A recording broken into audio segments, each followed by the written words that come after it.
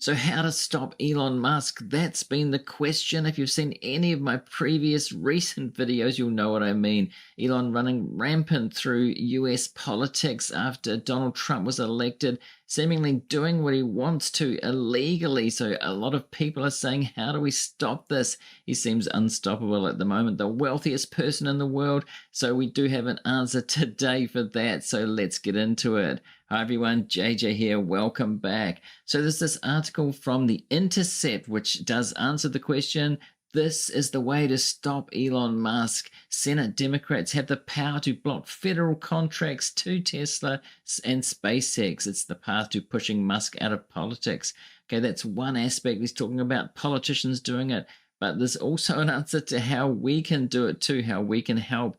But let's get into this article first. This is the first of two videos I'm going to do today. The other one's focused on protests that are going on and what people are doing directly.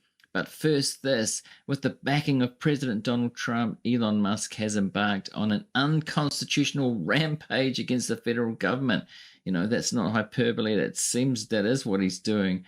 The world's wealthiest man is trying to shut down key agencies and programs that protect the health, welfare, and prosperity of millions of Americans. Now, his supporters, the evangelicals, don't think that's what he's doing. It's all about efficiency and waste, stopping that, and abuse, but it's really him that's doing the abuse. He has pushed mass layoffs, silenced federal agencies, and accessed massive amounts of confidential government data. He has indeed, and illegally too. The courts are starting to push back. Will they defy court orders? That's the question. That's going to be a pivotal time. Of course, Musk has significant personal interests on the table, and this is where it gets interesting, how to fight back.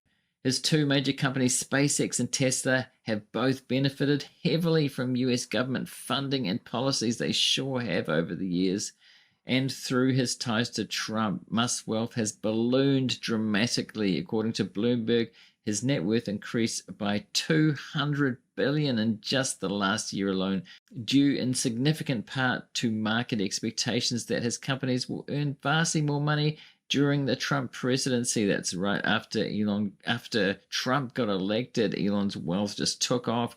Market expectations about favorability he'd get for Trump, but it seems to have taken a nasty turn, what has been happening, what Musk has been doing. And here's a CNN article about that. How much of Musk's wealth comes from tax dollars and government help? Tens of billions from government contracts and programs.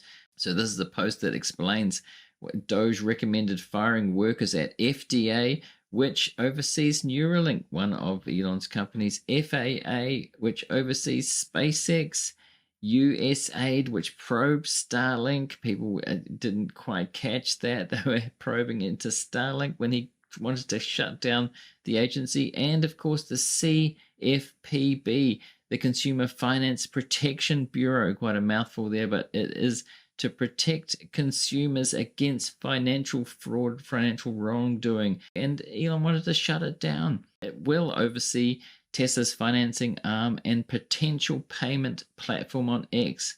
So that's what Elon wants to do. He wants to start payments on X. And this would have protected people like you and me if we used that platform, but he wanted to get rid of it, which does make me think, is he planning to do some pretty dodgy things there? So they say conflict of interest is a severe understatement considering that. And this too, just from today, Elon's saying it's time to begin preparations for deorbiting the space station. So he had an argument with somebody there. After this, he said this, and it has served its purpose. There is very little incremental utility. Let's go to Mars. So when you think, read between the lines here. So funding, government funding, going to the space station. What would happen to it if it wasn't going to the space station? And it's let's go to Mars. It's going to SpaceX and Elon Musk. Fancy that? So if Musk's government contracts and policies were credibly threatened, his recent paper gains should shrink or vanish. So that's the key here of how to stop him, is government contracts and policies. This is all about how to do that and how people in government, politicians can do that. And also other people, like you and me, can do something. We'll get into that in a minute. But with all of this government generated wealth comes a significant vulnerability. This is trying to work out what his vulnerability is and attack it. If Musk's government contracts and policies were credibly threatened, his recent paper gains would shrink or vanish. Musk, of course, would remain incredibly wealthy and powerful. No, well, it depends how far, say, Tesla got hit, how much the stock price came down, because a lot of his wealth is based on the Tesla stock price and SpaceX. But if his actions in Washington were materially hurting his companies, pressure from shareholders and his own bottom line might force him to limit his slash and burn campaign against the federal government. Yep, it could do. And just as importantly, a campaign targeting Musk would breathe life into the Democratic Party at a time when it is flailing, when those politicians, Democratic politicians, have just been pretty much silent, not doing much. Perhaps some of them are scared that Elon will put money into, getting them unelected or not getting elected next time, because he has threatened to do that. And it's been pretty tame, pretty timid since Trump got elected, but people are starting to speak up. Bernie Sanders has been speaking up, talking about oligarchy, AOC. They're really the only two Democrats. I suppose Elizabeth Warren as well. I can think of just a handful who have, but this is talking about a coordinated attempt. How can all of this be accomplished? The first step is for members of Congress to take a strong public stand against any government contracts awarded to Elon Musk companies. So that's the key, getting government funding taken away from him. And he's in there trying to get more. It's so obvious that he's trying to get more with what he's doing, not looking for inefficiency at all. He's looking for how he can get more money for his companies. Maybe he'll cancel some contracts to other companies and gets more for himself. It's such a big conflict of interest. It's unbelievable. I don't understand how people aren't just shouting about this, how there's not more fuss about it. From there, elected officials should begin turning their stated opposition into actual votes. The most powerful tool for this is in the hands of the US Senate. The filibuster. 41 US senators could use the filibuster to block most legislation that enables the funding of Musk companies. Such a push is numerically possible, though politically difficult. So talking about not being easy, but with a billionaire oligarch running roughshod over the US government, we must use whatever tools we have to prevent massive and lasting damage. Now, if you're getting value out of this episode so far, I'd really appreciate it if you remember to hit that like button to help the algorithm to spread it to more people. It really does help. Thanks.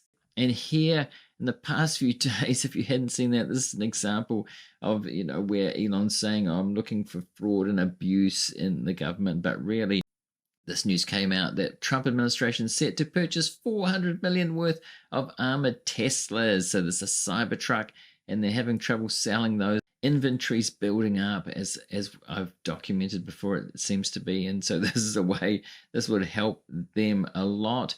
But then when news got out, because of what Elon's doing, plans to buy armored Teslas disappear from US procurement list. So this was stopped based on the obvious plan of Elon to benefit from what he's doing. It seems so obvious and blatant, so that was withdrawn, but doesn't mean he's not going to try again with something else. Despite these difficulties, what makes pushing for a legislative attack on Musk's wealth such a powerful opportunity is that Musk himself is deeply unpopular among Democratic voters. He likes to be loved. He loves to be loved. He thinks he's loved because he's got all these sycophants on X around him. Yes, people, the wealthiest person in the world. Everybody works for him, even if they don't like him. They're either scared of him or sycophantic. There's so many people on X like that around him. Influencers, so they just can't see anything wrong with what he's doing. I've talked about this before. 2 economists' YouGov polls conducted in November show that the percentage of Democrats who view Musk unfavorably has consistently remained very high at 79 to 82%, but also Republicans really don't like him much as well. The percentage of Republicans who want Musk to have a lot of influence in the Trump administration has fallen dramatically over the past 3 months. So Republicans are starting to not like him as well. It's fallen from 47 to 26%. So people really not liking what he's doing.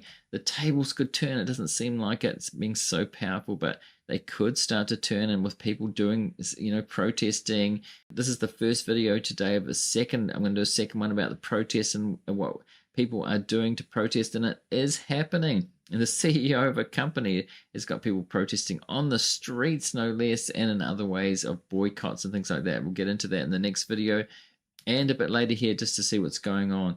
It will be hard to dislodge Elon Musk, but not impossible. This other article says here, besides having Trump's support as head of DOGE, the billionaire's companies have a deep grip within the national security state. Yes, they do.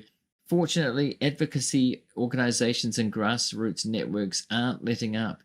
An array of community demands, protests, and lawsuits have been launched to energize elected officials and block Musk's many secretive and illegal actions. So he talks about that he's got transparency, gave that press conference in the Oval Office, stuttering through transparency, saying that he had a lot of it, but it's really secretive. Nobody really knows what they're doing, apart from when the results come through and they've cut lots of jobs and that sort of thing, and illegally, it looks like. And what can we do here?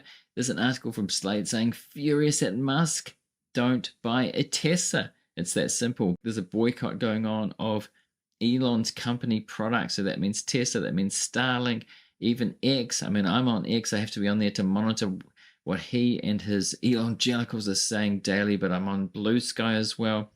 The company is in a precarious position. This is a case where buying choices can effectively communicate rage, and their sales have been going down, especially in Europe after that fascist salute that he did. It is having an effect, and so this is a way to hit back at him for sure. So that it names a list of things that he's been doing there, from trans bashing, anti-Semitism, demolition of Twitter, many things that more and more people are really hating Elon over, even the gaming community, about faking his prowess on games. We can see here, somebody says on Reddit, fed up with Tesla BS in Portland. Anyone else thinking of selling? So somebody's selling their car. People are selling up. I've documented that too. So this boycott, people have already bought Tesla and so frustrated with Elon that they're selling up. And there's this too, that Tesla takedown has begun. A national protest movement seeks to strike a blow to Elon Musk's net worth. As Doge barrels through DC, Americans on the ground are starting to mobilize outside Tesla dealerships. Actual boots on the ground protests at dealerships, at stores, coordinated protesting. And the Tesla takedown is actually now an actual campaign, a website here. Tesla takedown, sell your Teslas, dump your stock, stop Musk now, join us. Now, if you're watching this episode on YouTube, I'm going to put a subscribe link on screen. Do subscribe if you're not yet, to get more of this kind of content from me in the very near future. I'm doing this daily. And if you want to go a step further, you can hit that join button to check out memberships, get priority reply to comments, and early access to videos. And up here, I'm going to put a link to a related video. Go and see that now if you want to. And thanks to everybody for watching this one, and I'll see you in the next one.